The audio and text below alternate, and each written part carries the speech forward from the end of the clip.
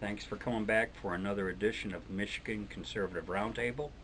My name's TJay, a solo effort of mine from my undisclosed man cave bunker location.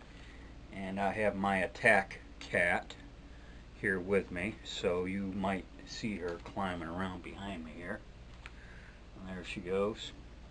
Anyways, uh, in this segment, I'd like to ask the question, define close. Because I'd like to know if I'm close enough. Ayanna Pressley, who is one of the four ladies in the group that we now know as the Squad, she has said on previous occasion that those closest to the pain should be closest to the power. Mac's done a previous video on his thoughts on the Squad, as have I, mine being my 2 cents. And if you were to watch it, if you haven't, please do, but if you were to watch it, I'm sure you would take note of my disgust that I have for them. So I want to ask Ayanna Pressley, define close. Most are unaware, but for 3 months in 1988, I was very close. I was in some serious pain. Prior to entering the Army, I worked at a couple gas stations in Detroit. And I would later say to my buddies in the Army and wherever else, I would later say that I saw more action on the streets of Detroit than I did in the Army. And would anyone really be surprised at that? I've been a victim of armed robbery, and I've been a victim of a shooting. Perhaps in a future video, I'll go into greater detail as to my shooting, how that played out. But needless to say, I was deemed the victim. The perpetrator, I shot the perpetrator back, so he was caught. And I got really lucky. I got really lucky in that he shot me with a .22. His one shot nicked my head. So I was lucky there. The other shot was a clean through and through right here, missing the bone. Had it hit the bone, I would have never been able to get into the Army. And the reason why I say I was in serious pain is for about a month I was out of commission. I couldn't do much of anything for about a month.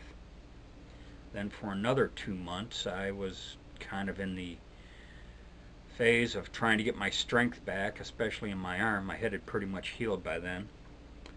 It wasn't until I went into the Army the following year that I really gained all my strength back, I would tell you. And when I went into the Army, they took multiple x-rays of my injuries because they just couldn't believe I was shot twice and fully recovered. So I'd like to ask Ayanna Pressley, seeing that I've been shot, does that put me in close proximity to the pain, thus qualifying me to comment on gun issues, crime issues, and other issues such as murder. Gun issues, since I was a victim of a gun crime, just crime in general. Murder, since the guy tried to murder me.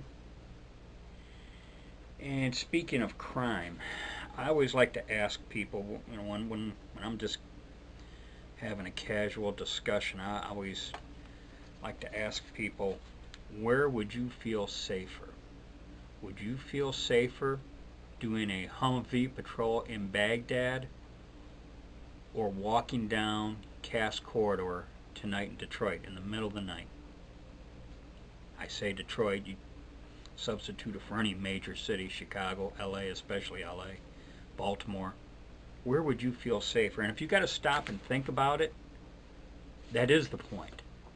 It should, what a sad commentary on our society today.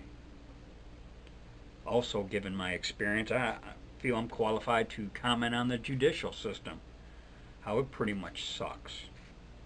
I say that because the guy who shot me was able to plea deal into a lesser assault charge. As I would meet with the Detroit police detectives, they would inform me that the perpetrator who shot me was most likely only going to do about 3 years, most of which would be in rehabilitation, since I shot him and I injured him a whole lot worse than he shot me. And if it took me 3 months to recover, the way they made it sound, it took over a year for him to recover. So I'd like to just, in case you missed it, let me restate. The guy who attempted to murder me plea bargained out of assault with intent to commit murder and assault with a deadly weapon. And you know, that's what happens when you're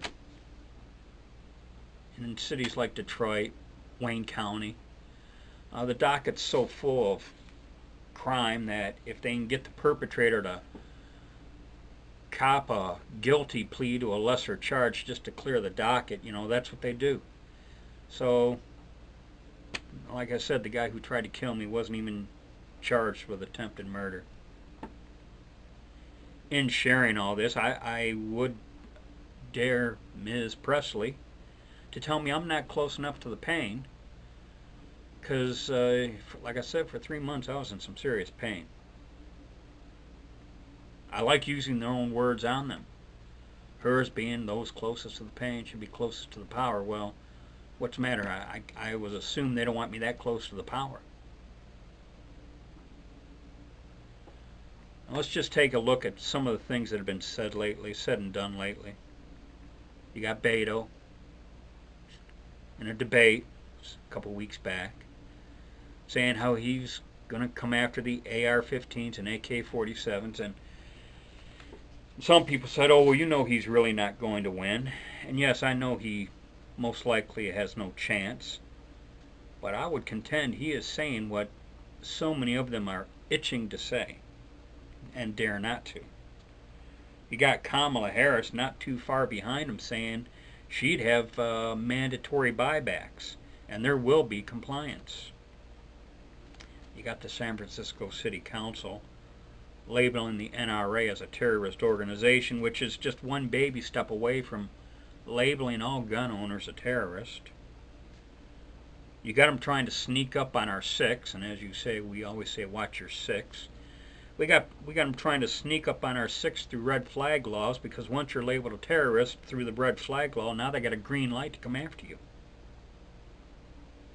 I find it disconcerting that the supposed mainstream Democrats are silent on what Beto and Kamala Harris have been saying.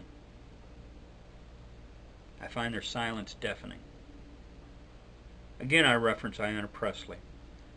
Those closest to the pain ought to be closest to the power. Words mean things. Words have been spoken, threats have been made. So, I would ask, or just kind of say, there are those who choose to suffer the slings and arrows of outrageous fortune. And then there are those of us who will take arms against the sea of troubles and by opposing end them. And that's Shakespeare. I've already said it once before in a previous video. Hopefully in the future videos I can throw in a little bit more Shakespeare. But we have been warned. We see what their agenda is. We see what's on the horizon. And I just kind of wanted to share my thoughts with you guys. My name's TJay, signing off. And as we say, be safe, watch your six, and don't tread on me.